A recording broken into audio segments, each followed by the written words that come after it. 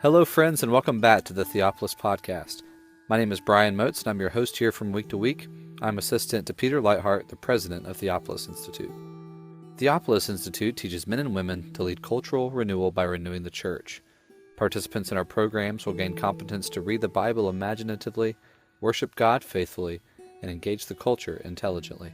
In this episode, Peter Leithart sits down with James Jordan to discuss Jordan's recent work on the Book of Esther. We hope you enjoyed this discussion, and as always, thank you so much for listening. So, Jim, you've been working on study of Esther for some time, and thinking a lot about Esther over many years.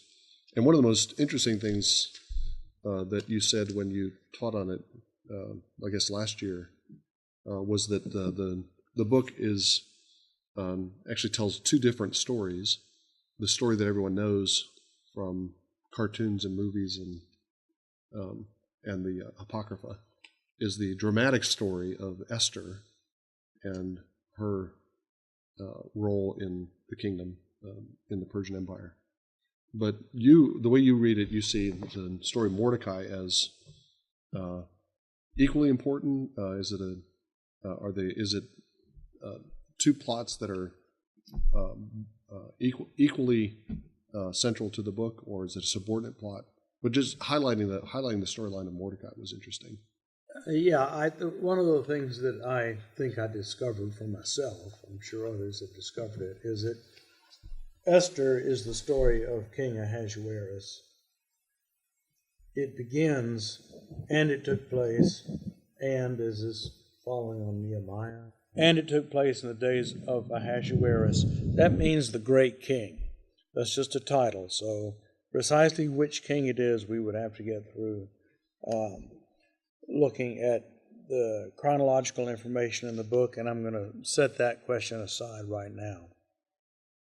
The days of the great king who reigned from India to Ethiopia over 127 provinces. Well, that number is arbitrary. Whether it was 20 provinces or 318 provinces, all depends on where you draw the lines and how large a focus you take. This gives us 127, which is a centered hexagonal number. In other words, you've got one point at the center, which is the king himself. And then you've got 6 around him. And then you got 12 around them. Then you've got 18 around them, and so forth until the outer ring is 36. That's the 6th circle, with the one set, the king at the center. So this is a picture of a perfect kingdom. Whether one of these provinces is Trans-Euphrasia, that is the province beyond the river, or that is divided up into several different ones, is not interest. Is that this is a perfect kingdom. In those days, the great king sat on his royal throne, which was in Lilytown, the capital. This word Susanna, lily, is now the important flower at this time in history, with Esther, which is a myrtle blossom, being the other flower. These two flowers. Okay, he sits on his royal throne. That is to say, he's put down his enemies. Everything is fixed. His kingdom is now set up. It's the 3rd year of his reign. He has a banquet for everybody, and he displays the riches of his royal glory and the splendor of his great majesty for 180 days. In other words, he has a world's fair. He's brought all the elephants and giraffes and hippopotamuses into Susa, and everybody gets to see all these things that are part of his empire now. And at the end, he has a banquet lasting 7 days, and everybody who is present in the city can come to the royal palace and drink royal wine and whatever they want. Orange juice, which would have been quite a treat for these people at this time, and they can drink it out of the golden goblets and the silver glasses and all the and they get to hang around inside the king's palace, and there were hangings of white and violet linen. Everything was beautiful until we discover that there's a serpent in the garden, and it's the king's wife. And she refuses publicly to obey him and obviously to humiliate him. He asks her to come, put on her royal headdress, and stand with him to greet the people, and she refuses. You can imagine in a modern scenario, suppose the King of England during World War II asked Queen Mary to come and stand next to him and wave to all the people, and she said, "Nah, I don't think so." And of course, this was known to all the noble women, and word gets out, and so something has to be done. Yeah, wasn't Ahasuerus drunk and wanted her to parade nude before all the assembled multitudes? Is that what it says? No, that's not what it says. Maybe there's... Show me where it does not say that. It's in Esther chapter 1. It does not say that in Esther 1. It says, the heart of the king was merry. If you think there's something wrong with a merry heart, Peter, I feel sorry for you. We do podcasts about holy inebriation around here, so we're fine with merry hearts. Yeah, merry heart. And he orders to bring Queen Vashti before the king with her royal crown. And nothing else. And nothing else. So I'm sure that's what it means. To display her beauty, that's right. He wants everybody to see what she looks like naked. Yeah. So what do you think, what leads people to import that kind of thing into the story? That's a pretty common reading, that Ahasuerus is making some kind of unreasonable demand. This king is the model king. He's just the kind of king you want. The kind of king who has the world's fair for people, who allows all the most humble people to come to the banquet. When his wife defies him in public, he doesn't decide to kill her. He calls for his wise men and says, "What do you guys think we can do about this? This is creating a scandal." And he listens to what they have to say. Now you contrast that with Haman. When Haman is insulted by Mordecai later on, he just decides to kill him and all of his people. That is not what Ahasuerus does. I have read commentators that say Ahasuerus is obviously a weak king because he consults his wise men. I'm thinking, what kind of graduate school ever gave you a degree if you can't think better than that? All right. So the question about Vashti's nudity and Ahasuerus' drunkenness, I think it's just that American readers with our anti-alcoholic traditions in this country easily slip into thinking, well, his heart was merry with wine. So that means bad things are going to happen. Yeah, bad things are going to happen. I wonder, too, if it's partly a matter of not recognizing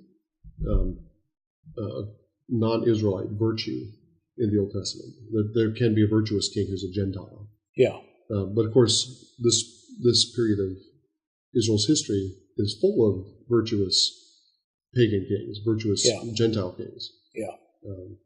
But if you think that if you think because he's a Gentile, he's going to be pornographic, then you're already set up to read the story certain way. Okay, now I was actually got distracted by all this nudity. Because what I want to point out is that this book of Esther ends. Now King Ahasuerus laid a tribute on the land and on the coastlands of the sea. It ends with his empires having been expanded. This is a story about the death and resurrection of the empire. It's about Ahasuerus and God's acting in such a way as to make his empire even bigger than it was, which means that the Persian roads are going to go even farther than they did, and that the Jews are going to be able to take the good news of Yahweh's kingdom even farther. So this is all about the expansion of Yahweh's kingdom through these events. So now the first story that we have is Vashti is put down. An edict is sent forth that the children in a man's household should grow up speaking his language. Nehemiah 13 verse 24 tells us that this was a problem. There were all these different languages. And many Jewish households, Jewish men had married foreign women, and the children were not growing up knowing Hebrew and the scriptures. So the language problem, we're returning to the Tower of Babel, setting us up for the book of Romans, which has got something of a Babelic context. These Babel problems are coming up again at the end of the Old Testament story. So they decide they've got to have the king now needs a new queen. So they have all the women come, and this is not a very savory event, but by the time we get to verse 18 of chapter 2, there's another banquet, Esther's banquet. There are 7 banquets in this book. At every one of these banquets, there is a law given. So the association of banquets and law, which you have in the Feast of Tabernacles every year, that's the biggest feast, and that's when the law is read every 7 years. But certainly it would have been studied in the off years as well. That's the model behind this. The king's palace, when it's described, is described in terms like the temple of God. It's got an inner room, no one's allowed to enter. Outer room, it's got garden, all this stuff you go into. That's the first story, okay? Then the king gave a great banquet, Esther's banquet, for all his princes and his servants. Also made a holiday for the provinces and gave out gifts according to the king's bounty. What a nice guy this is, okay? Just the kind of king you want. It's the kind of king we have every Sunday. Go to get a holiday and get gifts from the king's table. So just to back up a second, you said that the process of choosing a replacement for Vashti, did you use unsavory? Yes, I said unsavory. Yeah. Can you expand on that a little bit? That means tasteless. Well, the word I know. Sleeping with all these different women and trying them out for a night is not. So that's what it's you not think. biblical. That is what you think is happening. Well, there's loads of stuff to talk about here. Right. Now, when the turn of each young lady came to go in to King Ahasuerus, to the great king, after the end of 12 months under the regulations of women, for the days of their beautification were completed as follows: 6 months with oil of myrrh. Myrrh is a wedding spice. All of our hymns about Epiphany say that myrrh is for death. No, myrrh is for marriage. Oil of myrrh and 6 months of spices and cosmetics. Then she will go in. Well, all right. This is a description of baptism. When we are baptized, that's what happens. We're turned into living flowers. So she is perfumed with incense, soaking into her skin, which has been made very soft with oil and myrrh, and she's a living, walking flower. That's what her name, Hadassah, means. And but that's you want to apply that. That's what happens to us when we're baptized. I used to tell my kids that she bathed in butter for a year. Ghee. So, what are your speculations about what is Mordecai? What is Esther thinking as she's going through this? You're saying that she's going to spend a night with the king, having sex with the king. So what is do you think this is Mordecai manipulating, scheming for power, but using Esther's virginity and virtue as a price that he has to pay in order to get the power that he wants? What is Esther thinking? One of my thoughts was that this is kind of could it be a kind of Tamar episode, or does that analogy fit? Do you think? Oh, I don't think any good sounding analogy fits. The movies that are made show the king's soldiers running through the streets of the city and grabbing all the pretty girls and dragging Esther, screaming and yelling off to the palace. Nah. We know that Mordecai is sitting on the Supreme Court of the Persian Empire. He is the representative of Israel on the Supreme Court. He's high up. And if Esther, already at the beginning. Yeah. If Esther is put forward as a candidate, she's going along with it. He is too. I don't think he comes off looking very well. Yeah. So you do think that he's using her to get as leverage? Yeah. And he's willing to sacrifice her virtue in order to do that. Yes, and I think we need to just think back to Solomon, because this king is parallel to Solomon. This is Darius, who builds a temple and comes after Cyrus, who is the new David. And chronologically, this winds up being Darius. And that's not the modern view, but it's the true view. And now, my point there is that Solomon winds up with 700 wives. How did he get those? All these different kings and dukes sent their daughters, and that's who they are. And they want to curry favor with this very important king, one of the wealthiest in the world. And so their daughters are all sent. And I just think we as Protestantized, biblicized Christians would never dream of that, but people in the ancient world would. So again, we got distracted by sex. Yeah, as always. But now I don't know about Esther. I think Esther goes to the king and she tells him a story, and then she gets sleepy and she says, "I can't finish this story. I'm going to sleep." So then let me finish tomorrow night. Yeah. Clever girl. Yeah, 1,001 nights. Of Esther. Of the book of Esther. The parts that didn't even make it into the Apocrypha. But they're in the 1,001 That's right. nights. They're right there. So I distracted you. You were starting to tell the second story. So the first story is about Esther, Vashti and Esther, and that replacement. Yeah. And the second story is about Mordecai. Yeah. The first story is the king winds up needing a new and better bride, and he's given one. The second story is the king needs a new and better counselor, and he's given one. Haman is the counselor. But the way the story starts is Mordecai, verse 19 of chapter 2. Mordecai overhears a plot to kill the king, and so he, as a good official, turns in the plotters, and they're hanged. And then chapter 3, verse 1. This is very important.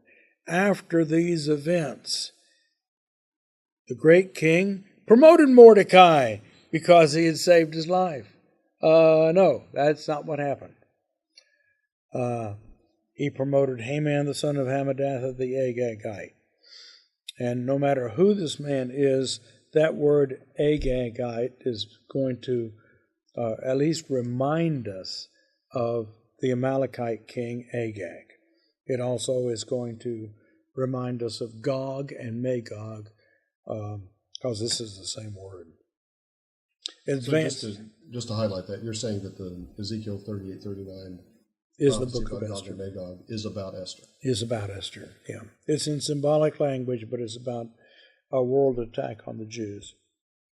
He's advanced, and the king's servants who were at the king's gate The gate of a city is where the wise men sit, the elders.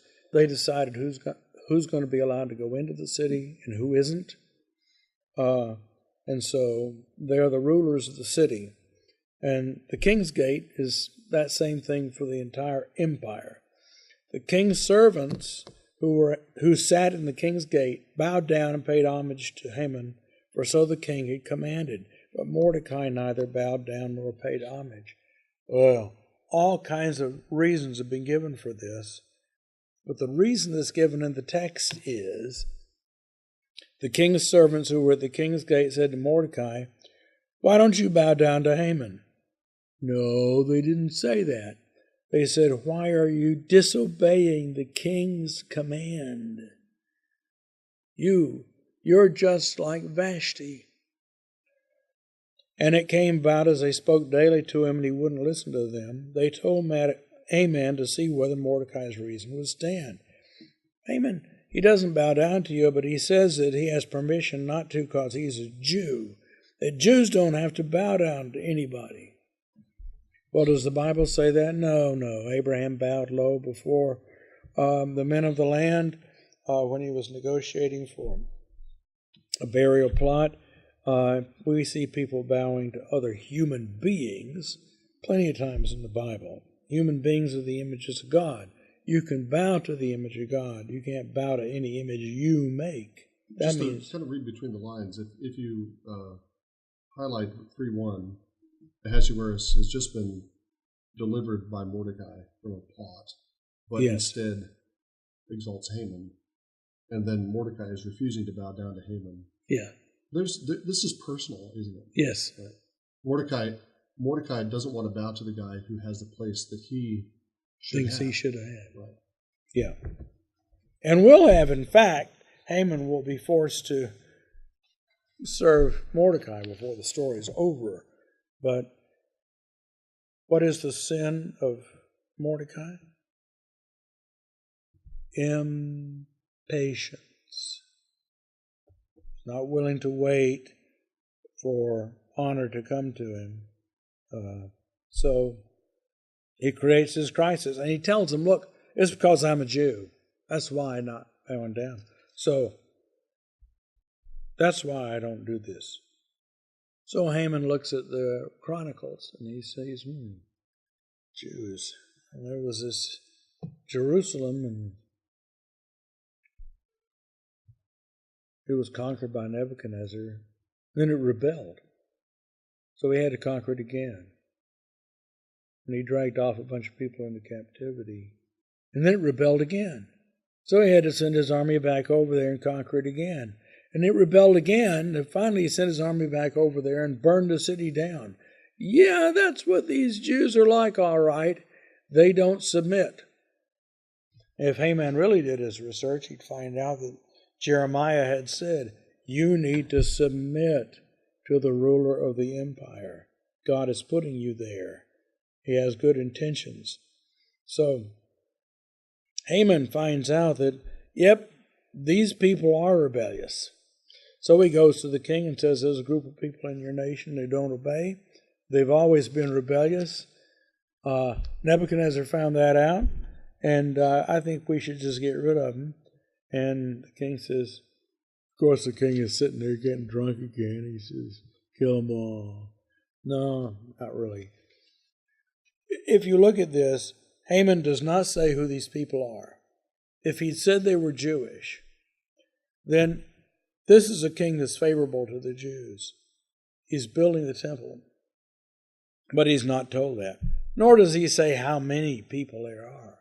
We know we find out there's thousands and thousands of Jews. But this could be 200 or 300 people. So at any rate, now the Jews are going to be wiped out because of Mordecai's rebellion. He has identified the Jews with enemies of the king that God has put in charge. Jeremiah had said, submit to Nebuchadnezzar, all will go well, but keep rebelling against him and he'll come and burn your city down. Well, this is the last phase of that. Now we've got the national spokesman for the Jews. acting in this way, and God has said, I've had enough. Okay, now we're going to wipe them all out unless somebody offers in the place. So that's the setup for the story. We have feasts and festivals, not festivals, but Esther invites Haman, tricks him. She gives God time to work.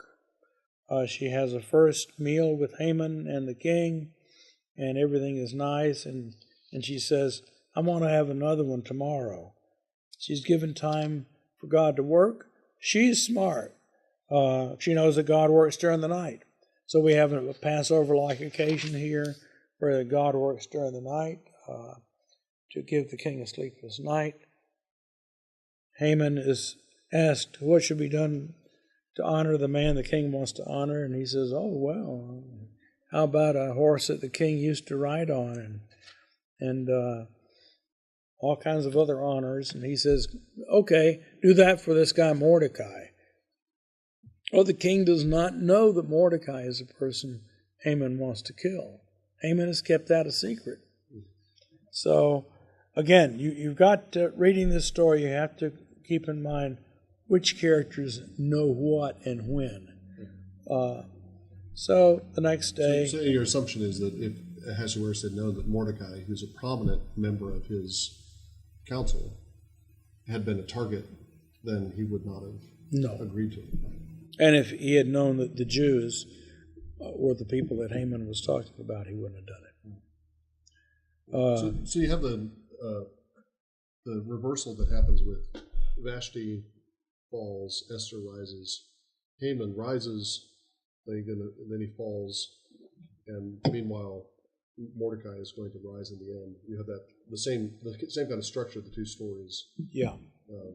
And as you pointed out at the beginning, you not only have the return to the provinces, the reference to the provinces, the expansion of the kingdom, but now Mordecai is included prominently in that final description. So the last person is sending letters to the 127 provinces isn't Ahasuerus anymore. Mordecai is sending out a letter to all the Jews in 127 provinces. And chapter 10, the greatness of Ahasuerus' land and the coastlands of the sea. Right next to that is the greatness of Mordecai. Right. You've got some kind of concealed repentance on the part of Mordecai, and the narrative doesn't say, just as the word Yahweh and God don't appear in the book. It's kind of behind the curtains providence. Then similarly, we aren't told anything in particular about a repentance on the part of Mordecai. We do see it with Esther. She, because of Mordecai's sin, the Jews are now excluded from the feast. It's the great feast of history is going on. Who gets to be part of it and who is excluded from it is one of the themes in the narrative. So she's excluded. The Jews are excluded from the feast. She says, have everybody fast, put on sackcloth and ashes. 3 days of fasting, no feasting going on there. That is what turns things. The other thing that turns things is when she admits who she is. The great sin on her part is the statement, Esther had not made known her kindred or her people, even as Mordecai had commanded her. For Esther did this is wrong.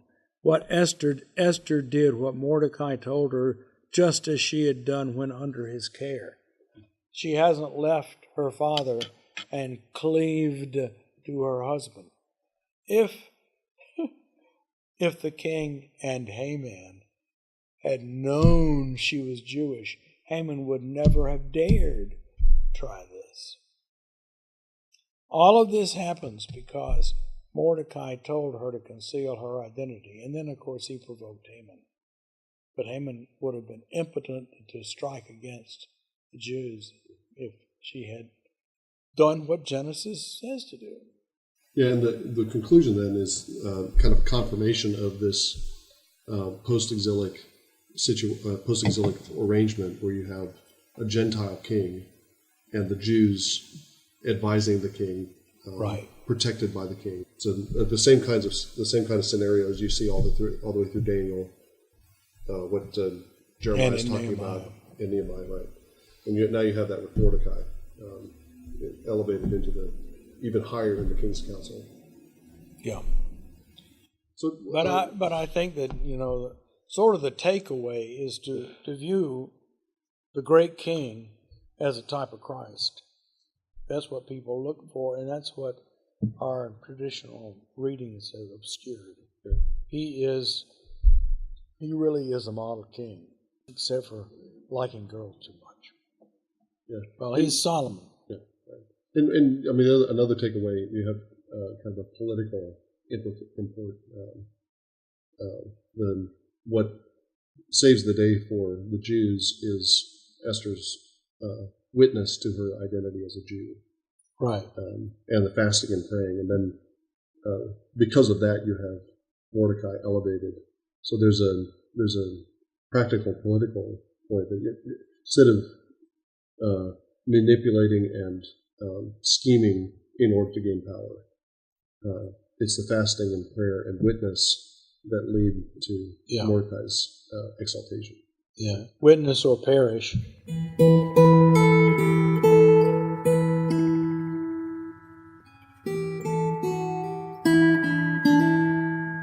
Thanks again for listening to this episode of the Theopolis Podcast. For more information and content from Theopolis, check us out online at theopolisinstitute.com. We release new articles every Tuesday and Thursday on our blog, so you can be sure to look out for those. You can also follow us on Twitter @_Theopolis and on Facebook if you just search for our name. We do have monthly question and answer episodes, so if you have any questions that you'd like Peter Leithart or James Jordan to answer, you can submit those through a comment on SoundCloud, a message on Twitter, or a Facebook message.